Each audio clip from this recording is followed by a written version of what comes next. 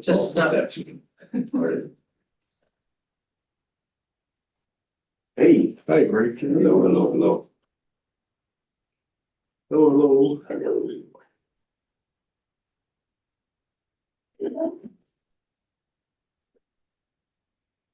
Pass it on. Okay.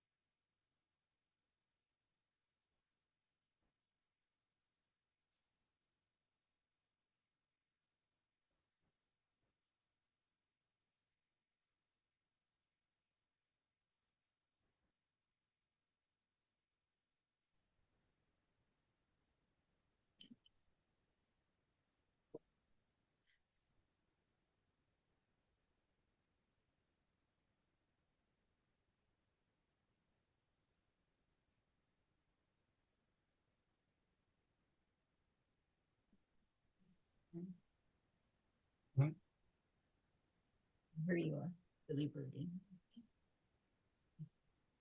You need, call me if you need me, okay? Okay, we'll be too far.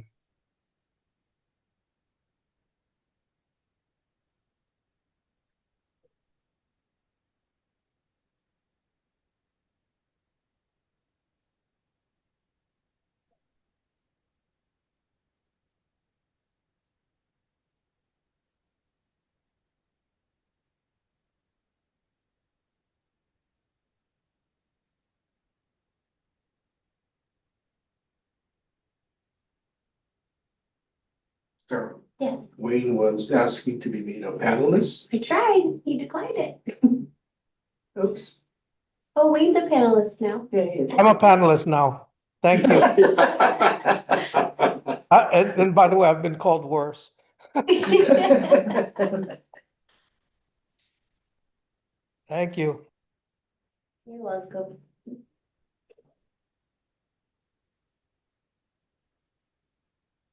Recording in progress. I'm scary.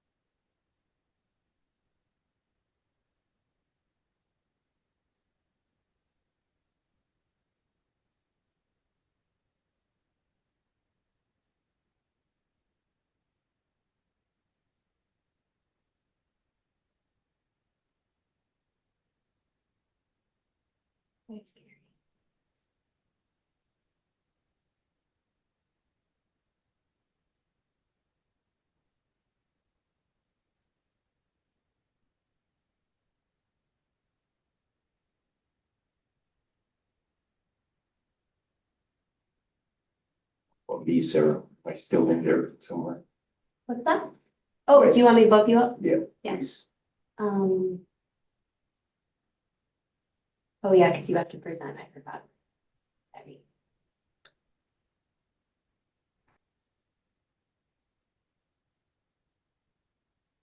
Even virtue.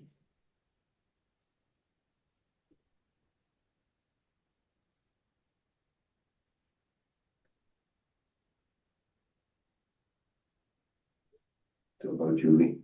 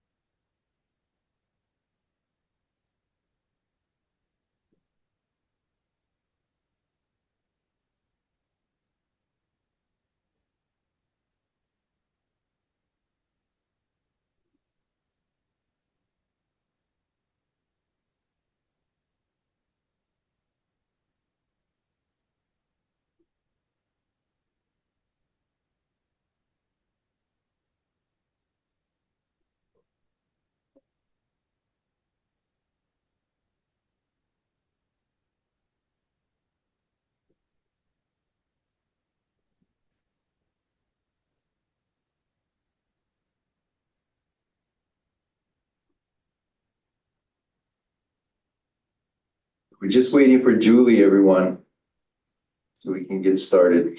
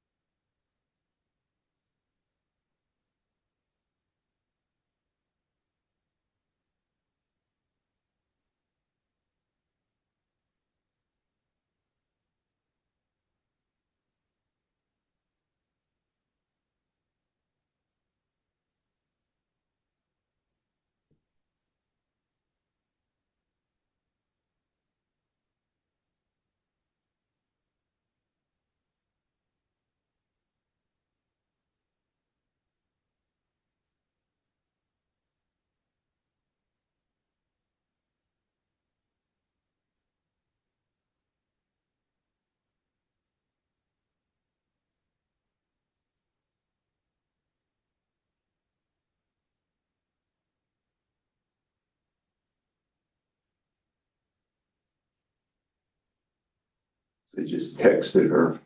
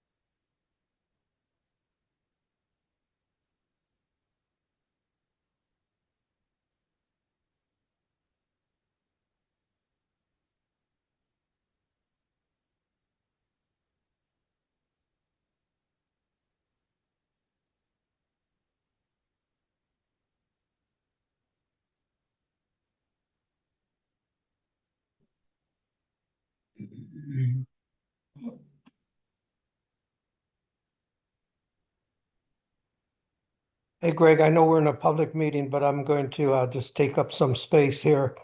Don't know if the rest of you were paying attention today, but gold went up over $4,000 an ounce. And the reason I say that is back in 1979, I bought some gold for $365 an ounce.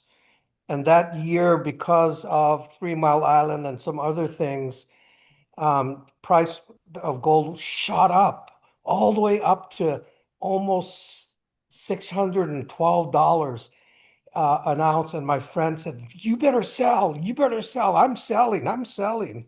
I never sold, he did. 365. It's Wow. 4,000 now. Wow.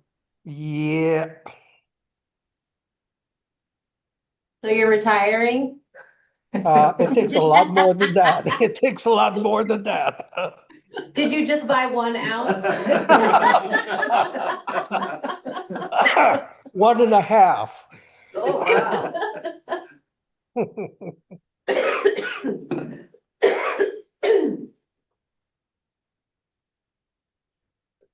That's not a really good indicator. No, no, it isn't. So Gary, I've texted Julie. What happens if we don't hear back from her? She was gonna chair the meeting tonight. Yeah, if you need her for um Quorum. quorum purposes, then Yeah. if you are to abide by the sunshine law, you would be unable to conduct your meeting. Okay. Just wanted to verify that. She responded to my email on the 3rd saying that she was Yeah. available for the Yeah. meeting today. Were you texting me? Yeah.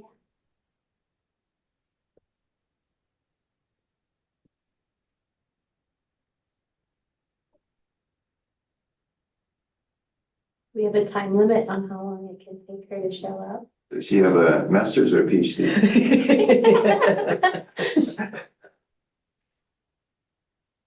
It's a matter of how long are we willing to wait. Yeah, yeah. Give her a couple more minutes. Does she know that she's supposed to be Yes, chairing yeah, the meeting? yeah, she does. She agreed she would.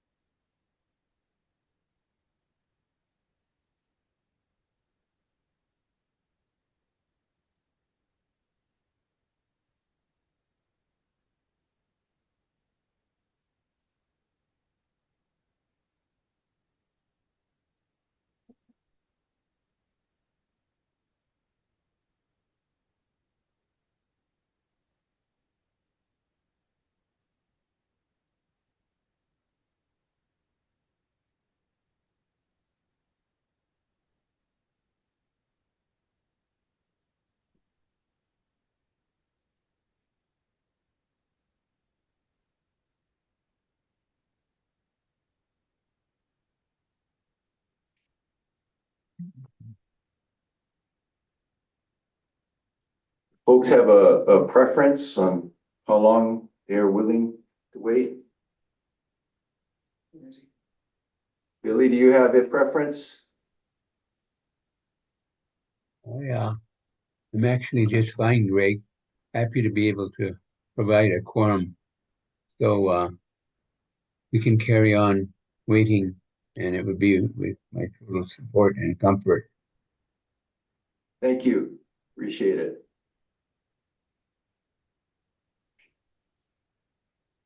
You're the one that has to drive back to Kona.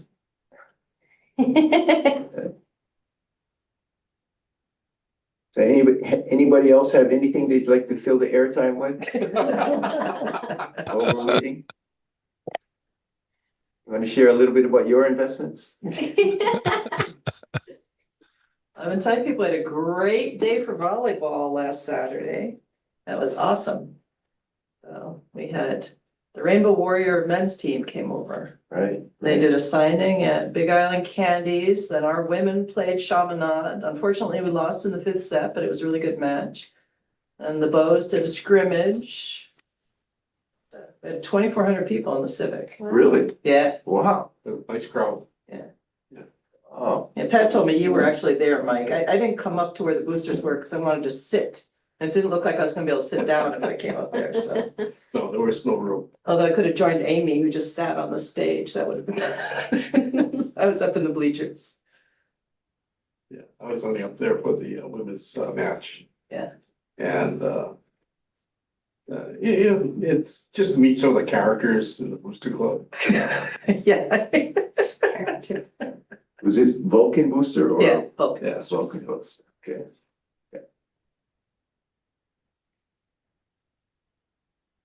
So far, I guess Rodrigo, Andrew, Kirsten, sorry about this. We're just gonna wait, see what we can get Julie online here. Few more minutes. Right on, okay.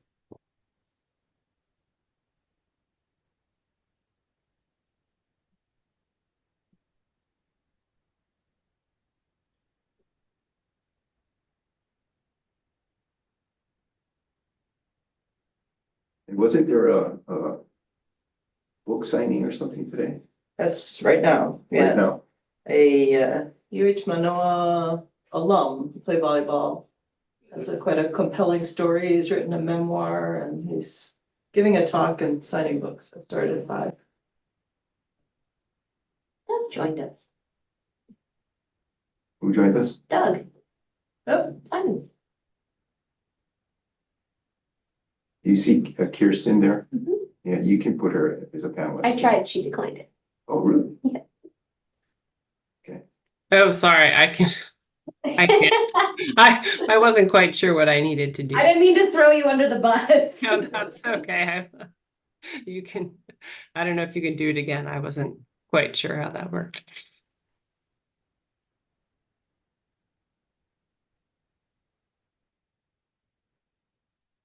Oh, lost weight. oops. Or did he just turn off his camera? He just turned off his camera. Okay. There he is.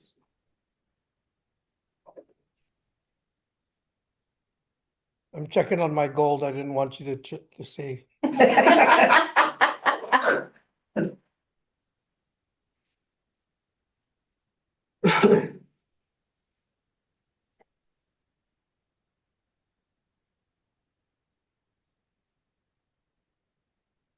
So Nahua, you obviously got home okay. I didn't realize that the road Nikki was closed today.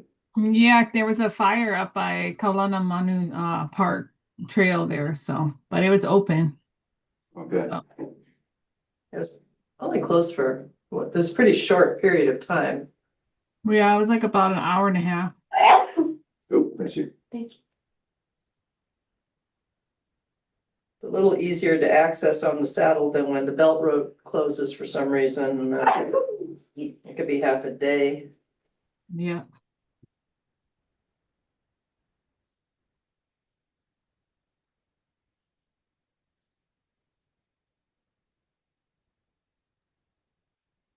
Did you try to just give Julie a call? Sometimes I know she doesn't always answer text, so I was just curious.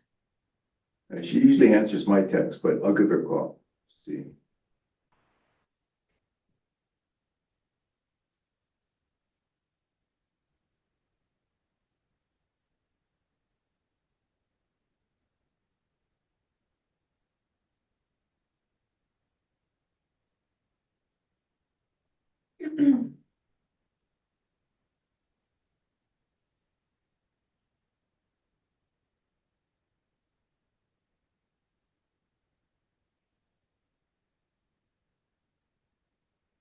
Hey, are you able to join us? Okay, okay, thank you. Okay. All right, she's trying to get online right now.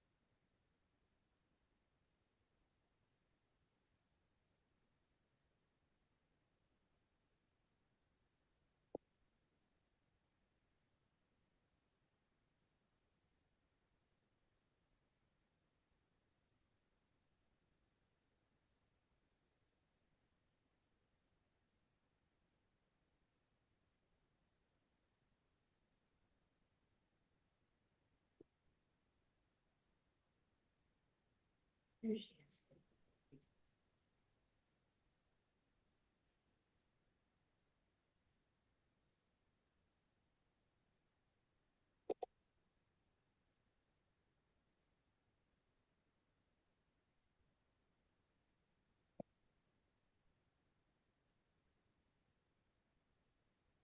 Hi, I'm here. Oh, thank you, thank Yay. you. Yeah, sorry about that. I'm on my phone because my computer's acting up. Oh.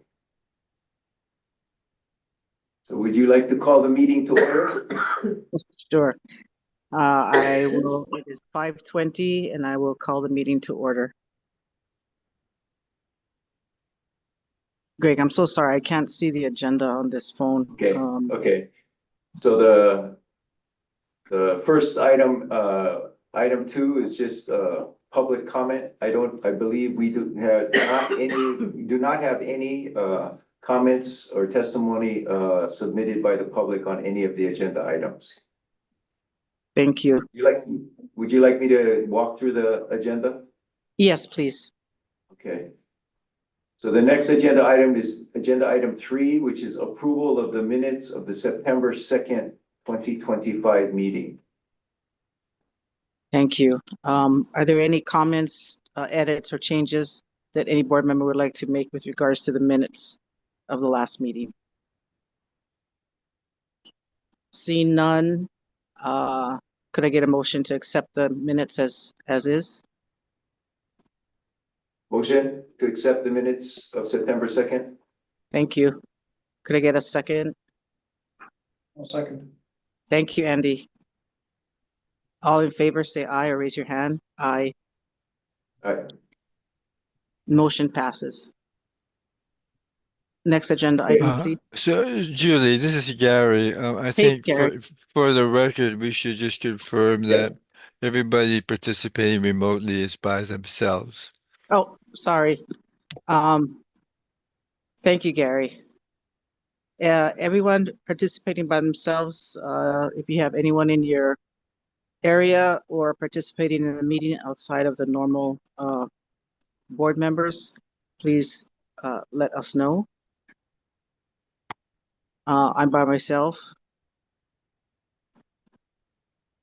Okay, seeing none. Sorry. Billy, you're by yourself, right? Oh, you're on mute, Billy. Greg, I am in Okay. solo form. Thank you, Billy. Okay. So back to the previous agenda item, accepting the minutes. I believe everyone was in favor of the minutes, so the motion has passed. Right. So next two items is Kahukumana report and executive director's report. I'd like to ask if we could move item 6A, the EA underground storage unit, which is an information only matter up on the agenda before I cover the Kahukumana and my report. Is everybody okay with that?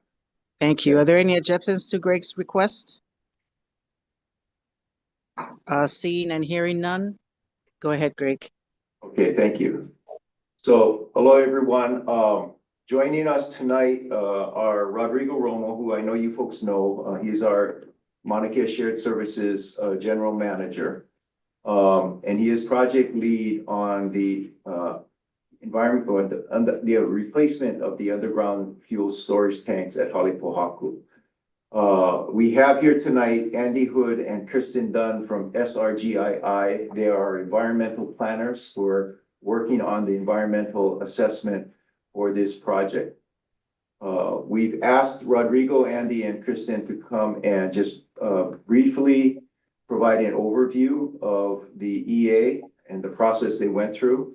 And you have the documents. They were made available as part of the meeting materials.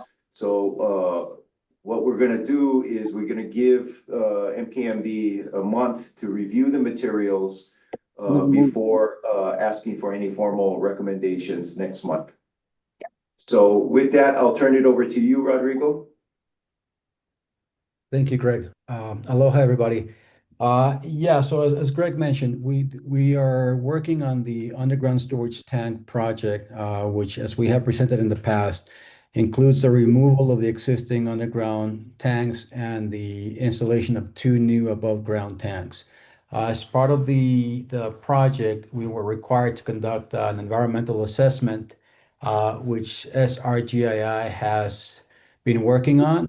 They have prepared the first draft of the EA, which has been shared with this group. As part of the process, archaeological monitoring plan is also included, and it's included in the document that was sent as one of the appendices. So I'm just gonna let Andy just give a introduction and an overview of the documents that you have and how the process is moving forward. Andy? Thank you. Aloha, good evening, everybody. My name's Andy Hood. I'm with Sustainable Resources Group. Thanks for this opportunity to give you an overview. I'm just gonna springboard off what Rodrigo is saying. So this project is an environmental assessment that's being prepared pursuant to the removal of the 3 existing underground storage tanks at Halepohaku. The reason for the removal of the tanks is compliance with the UST underground storage tank law by Hawaii government, Department of Health. All entities are subject to doing this type of removal of underground storage tanks, either upgrading them with new multi-chambered type tanks or above ground storage tanks. The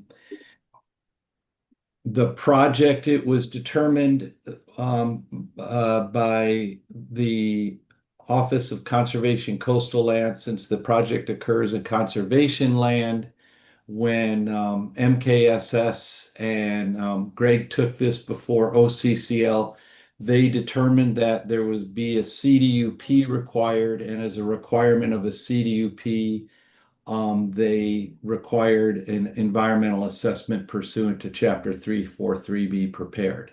So that's where we came into this. Subsequent to all that, and most recently, OCCL has said that a CDUP does not have to be secured. The EA is sufficient, and a site analysis, which is a much lower level of preparation, has to be conducted.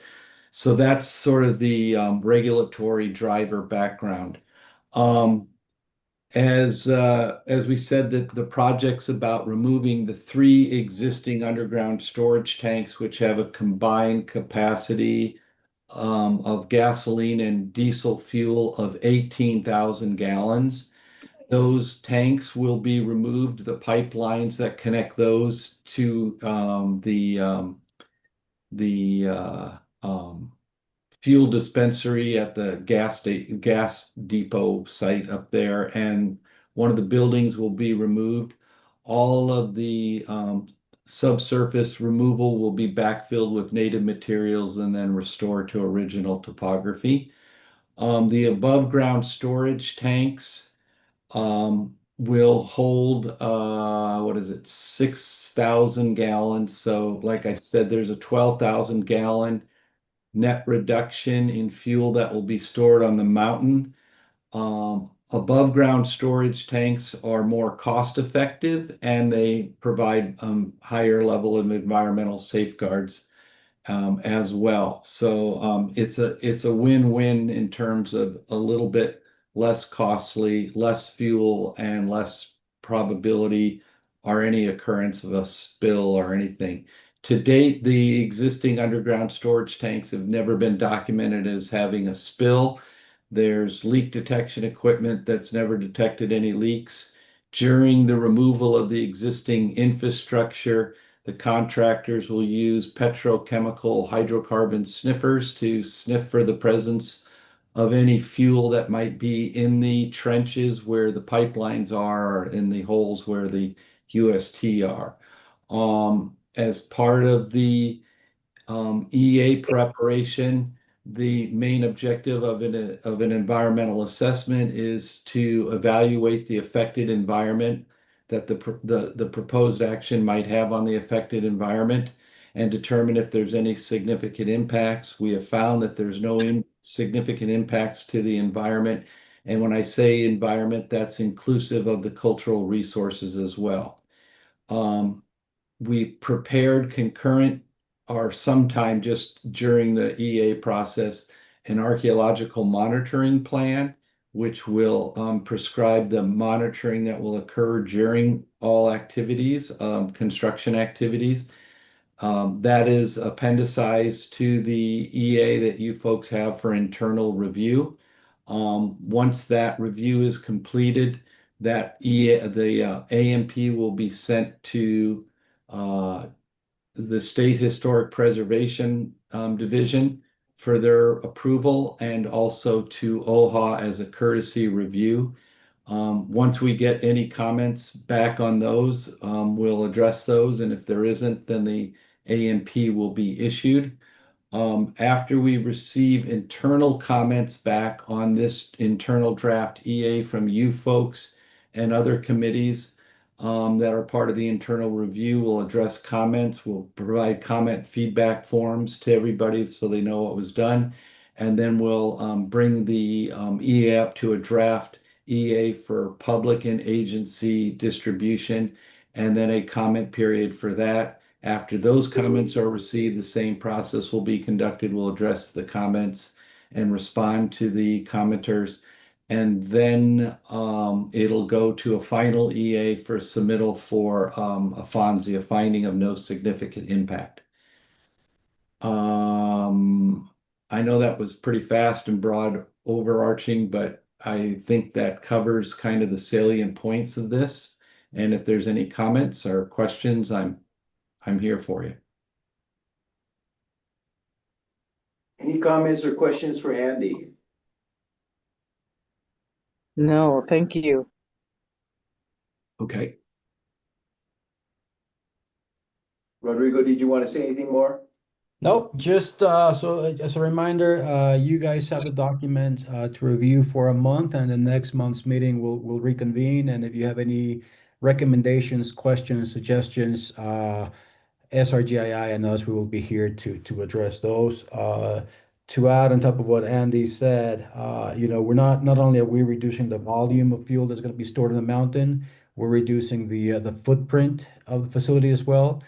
And the tanks that we're installing are all self-contained. They have double wall tanks, but they also have the dispensing pumps built into the tanks. So there's gonna be no buried fuel lines anywhere on the property once these are installed.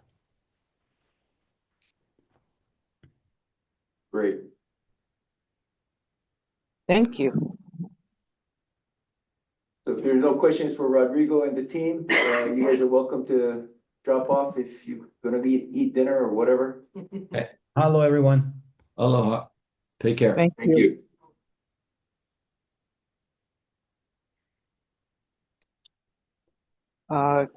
Greg, you want to move into your Kahuku Mauna report? Yep. Okay, so Kahuku Mauna met last week.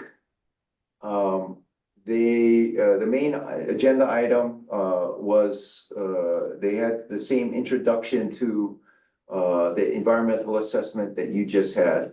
So they will have a month to review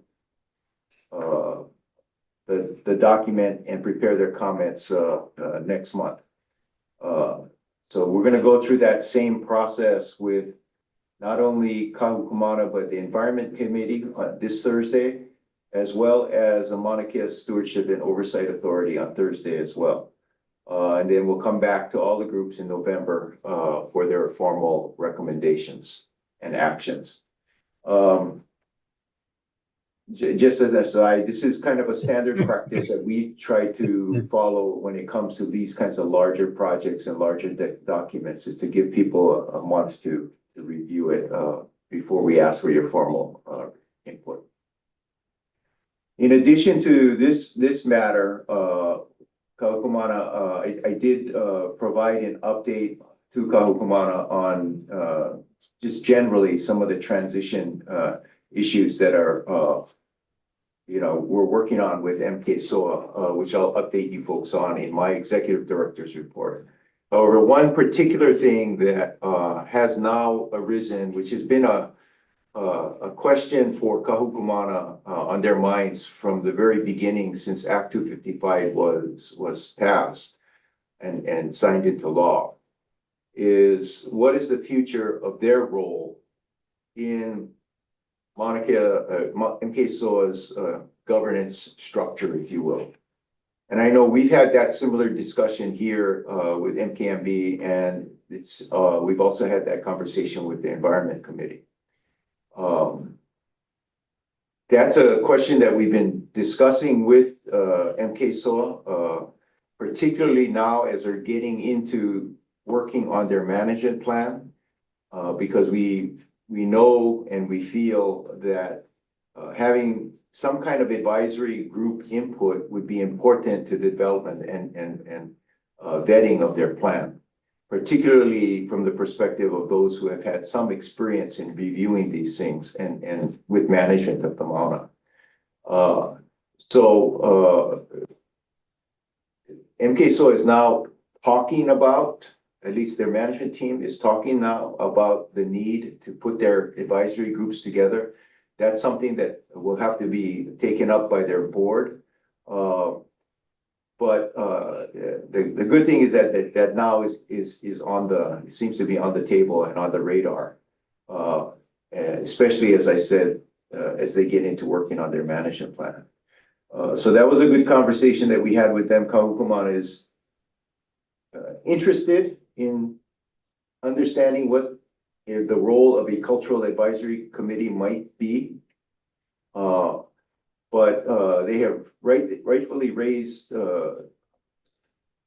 some of their concerns, being that given that the constitution of the authority is made up of cultural practitioners, particularly those familiar with practices on Mauna Kea, that they would not want to be in a position where they're in conflict with a different opinion by members of the board. So that's an issue that I know that they would want to get some clarification on from MK-SOA before deciding whether they would be interested in participating in such a role. So that was a good conversation that we had. We also updated them on a number of operational things, just to keep them apprised of how things are going. So that's my Kahukumana report for this month.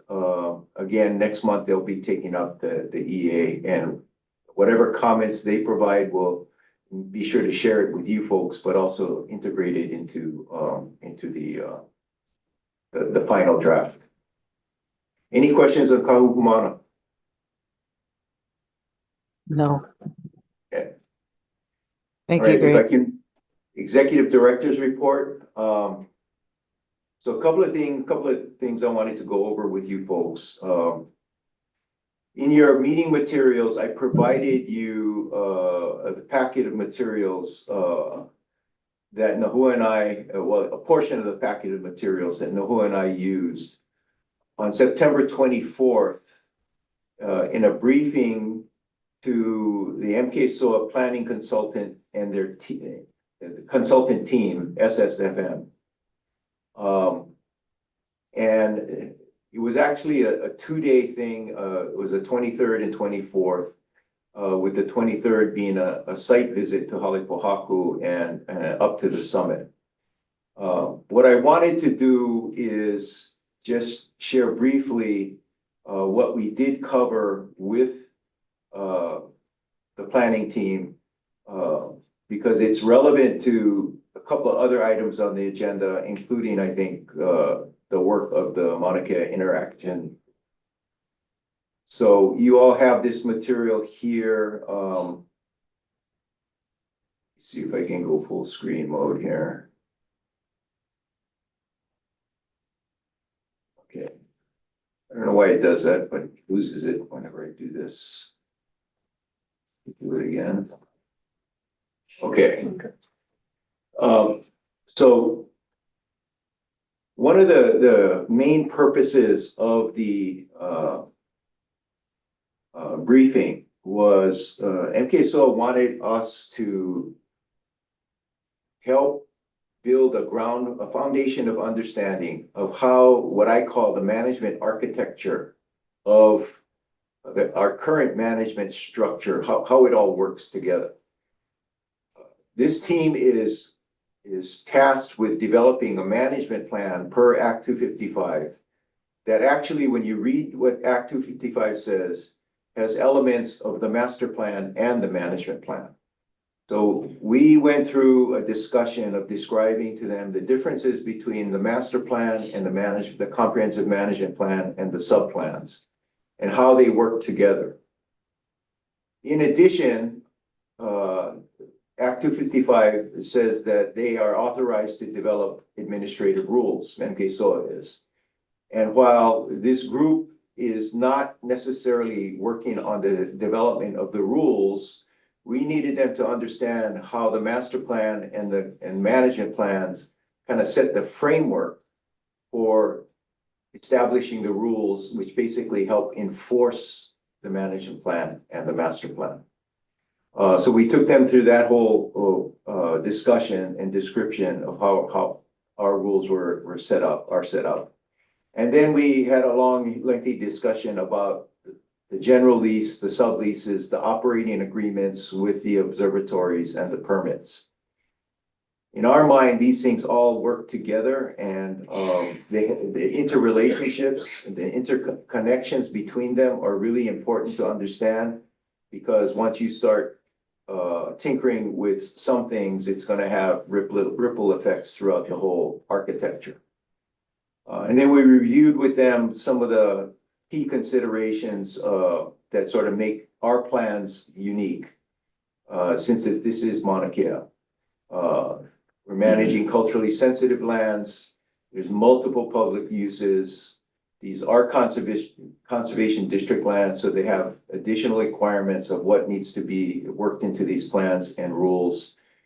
In addition to that, Act 255 grants MK-SOA much broader authorities than the university has. So in fact, their plan is going to have to cover things that our plans do not. And then, of course, there's this requirement in the act that astronomy is a state policy or a policy of the state. And Act 255 basically outlines or mentions or talks about or directs MK-SOA to have to develop aspects of all of these different things, these different components.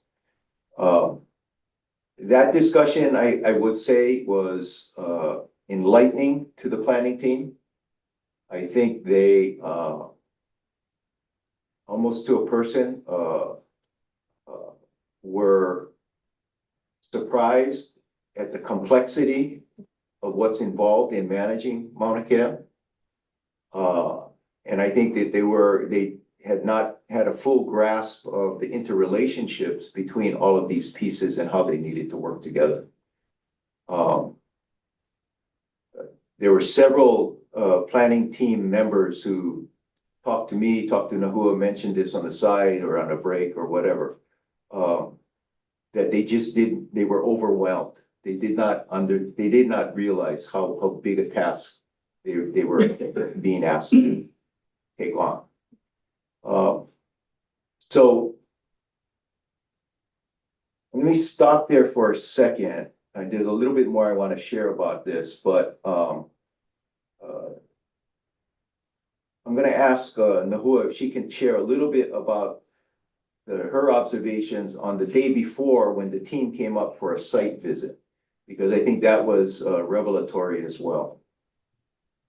Nahua? Sure. We had the entire team came up with us. I think we had 12 from their team, and we took them through the entire facilities, including utilities, through HP and food and lodging, all of the dorms, all of the different things that we have there at Halipohaku. And then we walked down to the visitor operations and got to see the visitor operations and kind of the human, they call it the human impact, or, you know, all of the visitors coming through.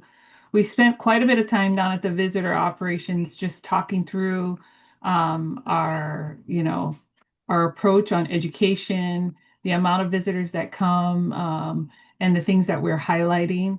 And then after that, we walk through the Viz enclosure for where the Ahinahina enclosure is. We walked through that and got to take a look at the Ahu and walk through that. They were very impressed with all of the natural resources, the work that the team has been doing with planting plants. They got a tour of the greenhouse. I think they didn't realize the scope and the breadth of all the things that we do. And the team, they got to see that we have lots of local people working. A lot of them didn't expect that, I think. So part of what we tried to do is highlight the team as well, that, you know, you're impacting local jobs. And then we took them up on a tour of the summit, got to drive around and look at the different sites. They looked at the CSO decommissioned site. Was very impressed. They couldn't even, you couldn't tell an observatory was there, and they were so impressed with the quality of the work. So we got to talk about, you know, how Goodfellow did all of that finished work for CSO, and brought in, you know, local expertise to do that. And they were quite interested in what observatories will be decommissioning in the future. I think they were under the impression that there were going to be at least 4 or 5 more that we're going to decommission. We explained that that is not what's going to happen. We have one more, which is UKURT, which has made an announcement, but that won't be for several years. We looked at some of the cultural sites, and but overall, they were very impressed with what we do. Again, they didn't realize, you know, how complicated and interwoven it was. When we were at the visitor information, we have a display there of some ko'i, the ads. And we had to remind them that the ads quarry is not on UH managed lands. So some of their, you know, thinking was outside of UH managed lands, and we kind of had to refocus them. So, you know, that was a little bit, you know, understanding all the different jurisdictions and all of the different complexities we have up there, that added to the complexity of what we're doing. And they were very impressed with the team and with the amount of work and what we're doing and how we've changed things on the Mauna. So it was a good experience.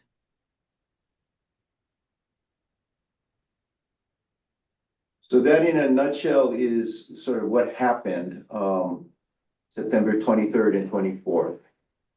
Since then, MK SOA management, along with one of their permitted interaction groups, and the SSFM planning team have begun meeting regularly.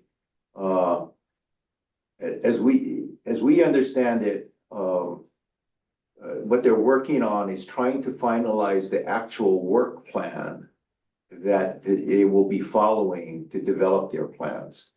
But we have not had a chance to be updated more currently on what the status of that is. But given the complexity of their newly learned understanding of the complexity of things, we are told that that has greatly informed their thinking on how they need to approach developing their plan. I think the other thing that we could highlight is MK SOA's I think it's their strategic guidelines that they're working on. A lot of that we're already doing. It's just we don't have it's something that you just do, you know, we didn't put it on paper, and they really saw that through everyone's work. And they really can see that we are doing what was in that strategic guidelines, but you know, we just didn't have words to them. So that was something else that really jumped out to the team as they were visiting. Greg, do you know if MKSOA has provided SSFM with our comprehensive management plan and the management plan? Yes, we actually provided it. Yeah. And I am gonna ask for a motion to go into executive session because there is a little bit more I would like to share about that. Any other questions on this? No, I'm sorry, Julie, I cut you off.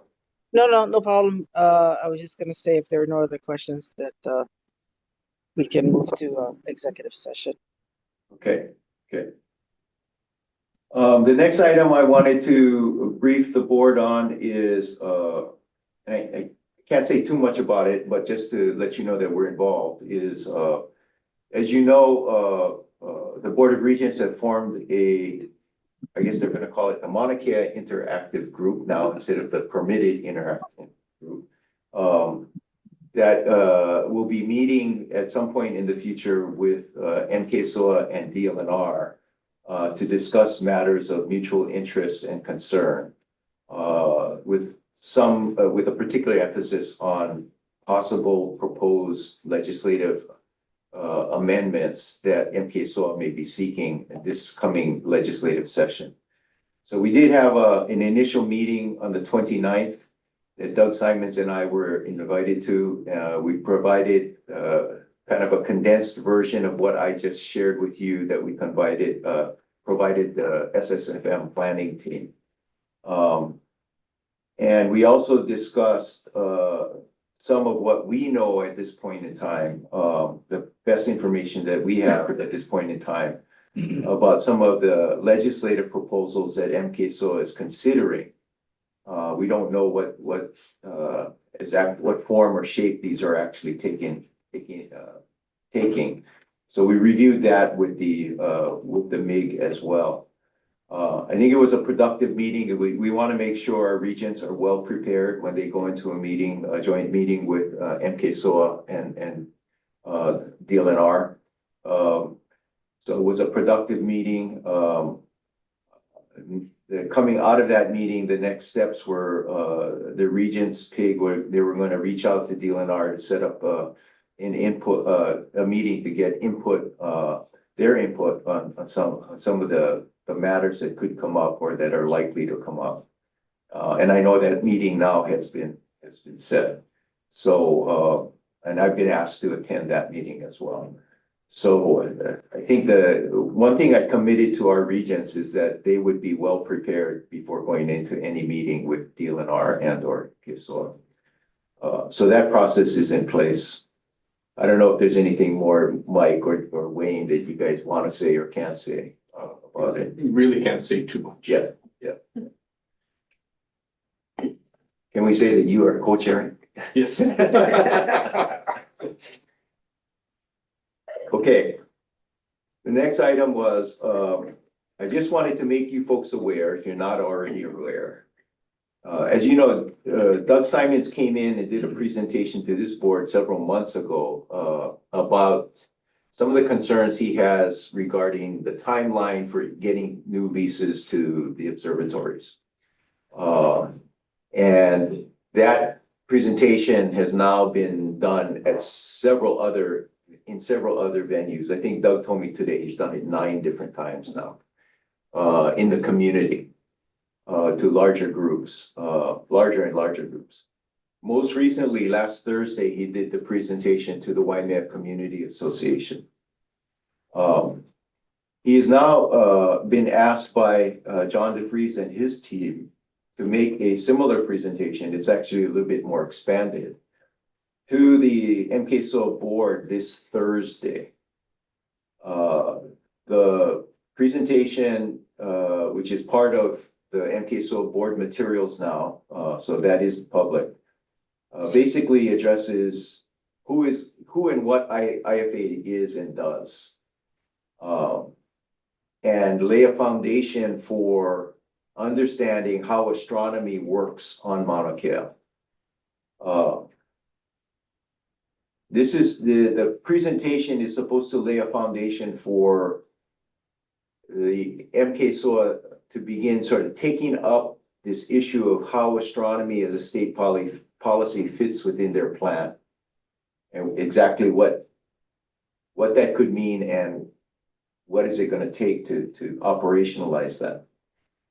But the presentation is also intended to address, I'm not sure that this board is fully aware, there is one clause in Act 255 that directs the authority to look at making an assessment of whether the university's Institute for Astronomy should be located at Manoa or in Hilo.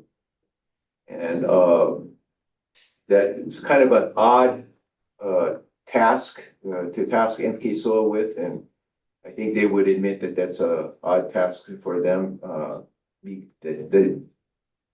it was odd that it was given to them. But at any rate, the presentation on Thursday is supposed to help folks understand how astronomy works within the context of the UH system as well. So we can the link to watch the live stream. For those who are interested, just let us know. It is in public meeting, but I would encourage people, for those who have not had a chance to see Doug's presentation, to tune in if you have the time and are interested. Any questions on that? Okay, the next item I wanted to cover briefly is just the Mauna Kea Observatory fall meeting. They meet twice a year for a big meeting. We meet every month with the directors, but twice a year in the fall and the spring, they have a bigger meeting where all the users come together. And the fall meeting is usually a little bit more comprehensive. So all of the observatories are given time to give an update on their operations, strategic issues they're dealing with, technical issues they're dealing with, as well as an overview of some of the science that they are producing at their observatories. So you get to hear from everyone. And while I don't understand everything that they're doing, it was fascinating nonetheless. At that meeting, Rodrigo and Nahua provided an operations update. Rodrigo also did a report on the Mauna Kea Shared Services fiscal year 25 year-ending financials. Since the observatories pay for MKSS services, we'd always like to make sure that they get a report on that. On the second day of the fall meeting, there was a directors only meeting. So not everybody who had attended the first day and a half attended. And it was at that meeting that we had some extended time to meet with John DeFries from MKSOA and discuss some of the work that they're doing around their plan development, et cetera. And not surprisingly, a lot of the conversation focused on the timeline for issuing or getting to the point of negotiating new leases. I can say that John DeFries and I believe Chair Komeiji both understand the need to advance this particular aspect of their planning. And it's probably going to have to run on some kind of parallel path with their management plan development. I think they are, Doug has helped them understand the complexities of negotiating these new leases with federal entities and international entities. So that was a good discussion. And then kind of paired on top of that or following on top of that, some of the observatories had requested from Rodrigo an analysis of what he thought future costs for MKSS might look like, and how that might impact, you know, a future lease. Now, there was very little that we can sort of project about what new leases might look like. But we had done some work way back when we were working on with the observatories on new leases or new lease terms, on the idea that the monies collected would go to supporting services on the mountain.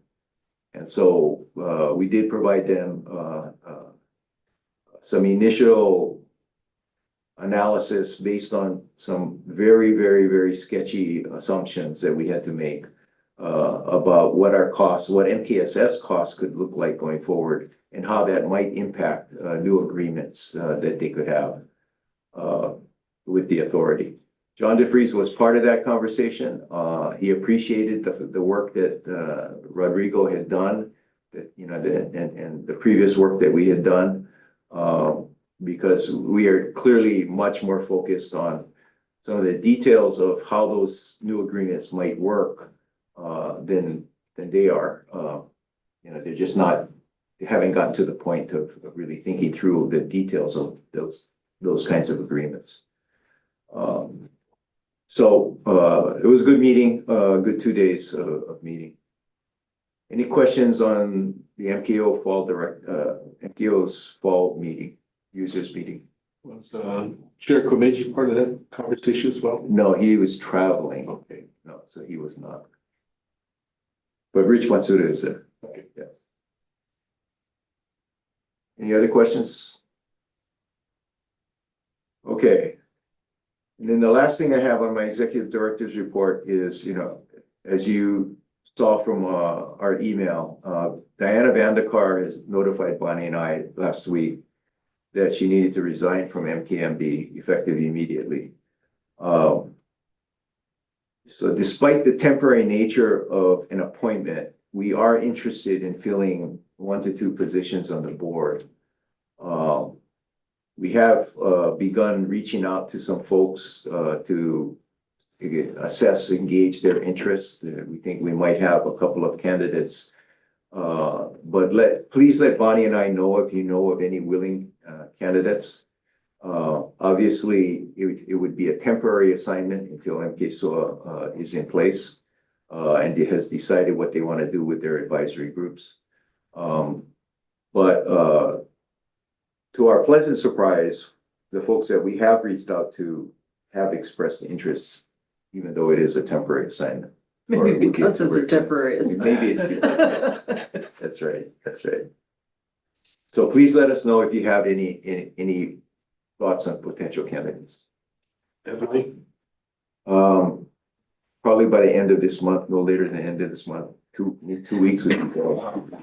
I think it's in your best interest for us to, Yeah. Mike, since you're new to this process, it's a board action memo, has to go all the way to regents, and so I'd like to bring it up in November if we can, so.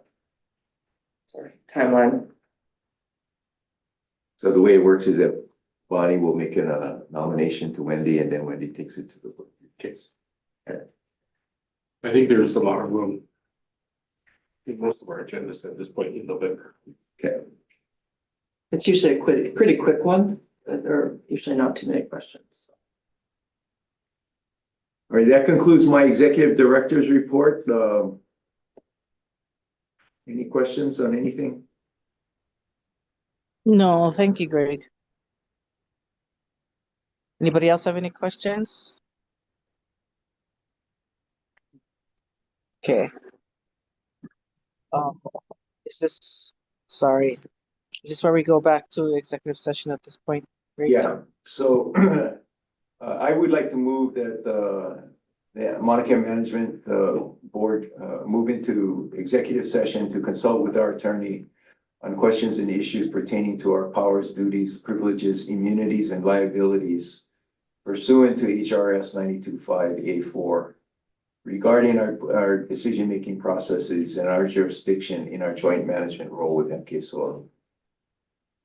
Thank you. Could I get a second to, a motion to move to executive session?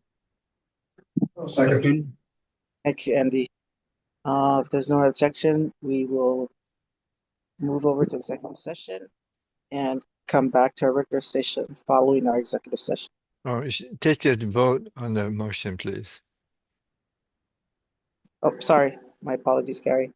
If there's no objections, could I get a show of hands or a vote of yes or no to move Aye. into executive session? Aye.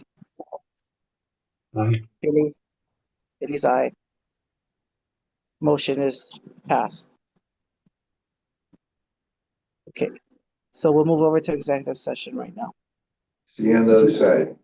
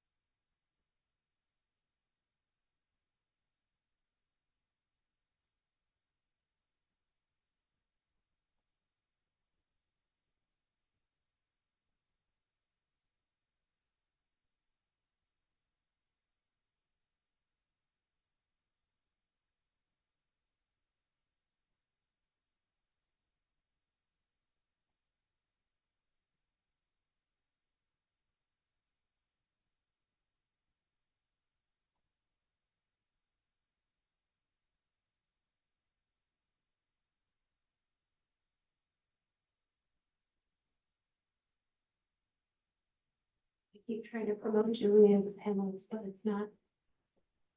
Model. There she's. Must have logged in again. There, she keeps denying to be promoted to a panelist.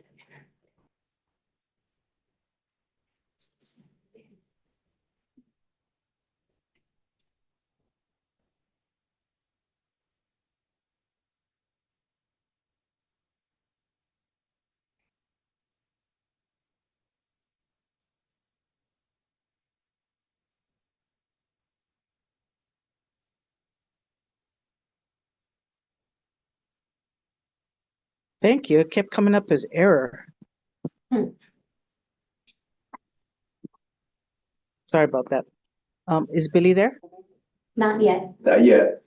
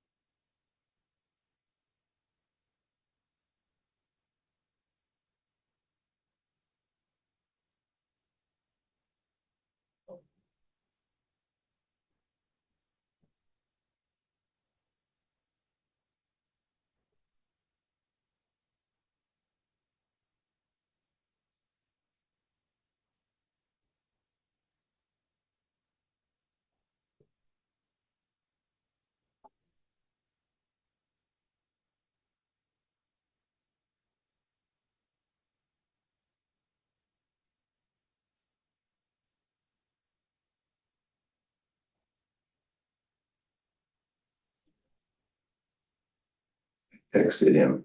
Oh, you did? I was just about to. Okay. If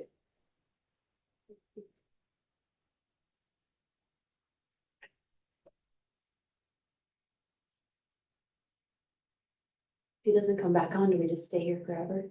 Yeah, I don't know, we are right. The quorum. Yeah, the meeting ends by lack of quorum.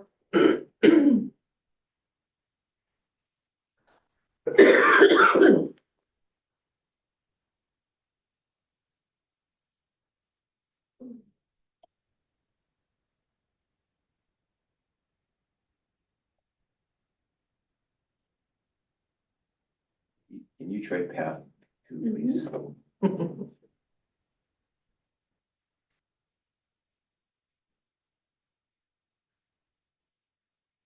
Made the transition into exec session Yeah. really quickly this time. Yeah, you did great. Hey, Julie and Greg, you don't need me for quorum. I have to get going. Is that okay? Yeah, yeah. Goodbye, everybody. Thank you. We're gonna go check your goal. I gotta go check on my gold. Thank you. Bye. Got Pat's voicemail.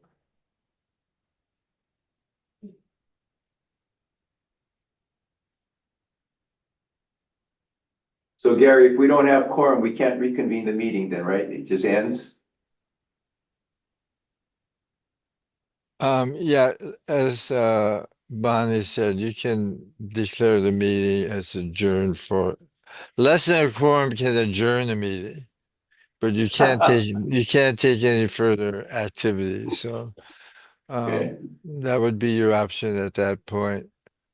I'm Am I, thinking then it's maybe somehow you'll have to resolve what happened here. Maybe at your next meeting, just confirm for the record what took place in your executive session. okay, I was gonna ask you that. Yeah.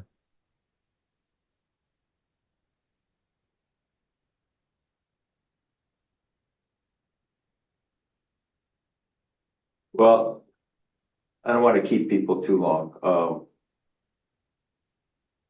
You want to just go ahead and adjourn the meeting, Julie, and at our next meeting, we can start off with a wrap-up report of what happened in executive session.